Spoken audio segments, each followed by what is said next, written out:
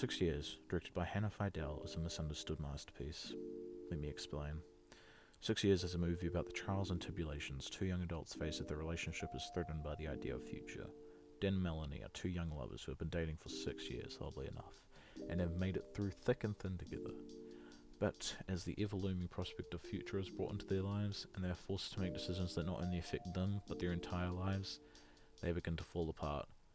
It's shown in the first 10 minutes that Dan and Melanie have some conflicting issues. In one of the first scenes, we see Melanie visiting Dan after a party, completely wasted. They're casually talking when Melanie brings up the fact that she drove drunk to see him, and Dan doesn't react how she expected.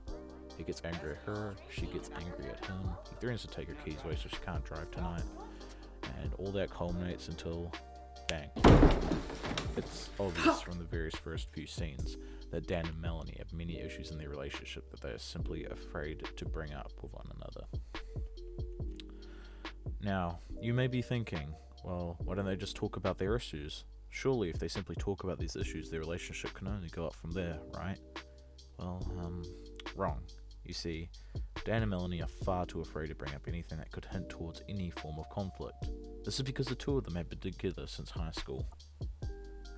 They have gone through so much together, to the point where they have gotten into this toxic situation that no matter how dangerous their relationship becomes, they both are too afraid to separate.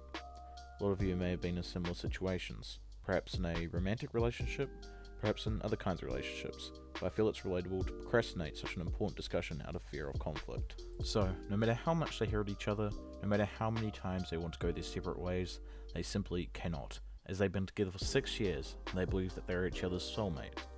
And why ruin such a thing? These feelings continue to arise as eventually Dan begins having a crush on one of his co-workers, which culminates until eventually he kisses her at a work outing.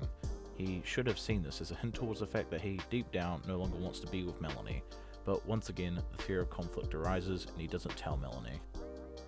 This ends up coming up and biting him in the ass, as Melanie finds out about the kiss and understandably gets a bit angry with him. She begins pushing him and getting very angry, and he attempts to hold her down to calm her just as the police come by. Dan is promptly taken into custody and put into jail. Melanie instantly feels regret for her actions and attempts to make it up to him, which ultimately fails. This is the first of the few times they split in the movie. Eventually, as expected, the two of them are back together again and are trying to make things right, although the ever-looming presence of the kiss has almost no effect on their relationship, as Melanie withholds any feelings about it out of pure fear that he may leave her again if she does.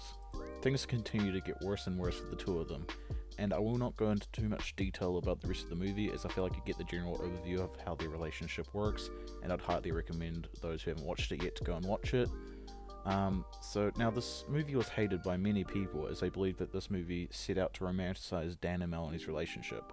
Some saying that people may watch this movie and believe that since Dan and Melanie continue to get back together over and over, they believe that the director is trying to convey that true love will find a way. Although my first time watching this movie, I had almost the exact opposite reaction. I believe this movie was made to show us that sometimes, just because something makes you feel comfortable, just because it's something you've been used to for many years now, doesn't always mean that's the right thing for you. But that's not to say that some people did interpret the film wrong. Looking through some of the comments on the trailer and some of the scenes, you have many comments praising the two of them, saying how they are goals and saying how they are so right for each other.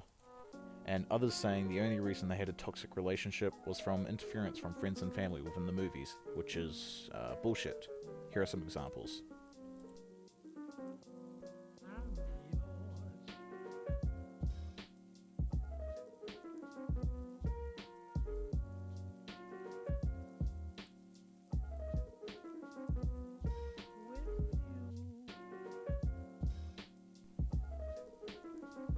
In the end, 6 Years showcases a raw, realistic relationship that we don't see much of in cinema these days. If you're sick of the happy endings or the unrealistic portrayal of true love being perfect, I'd highly recommend you watch this if you haven't already.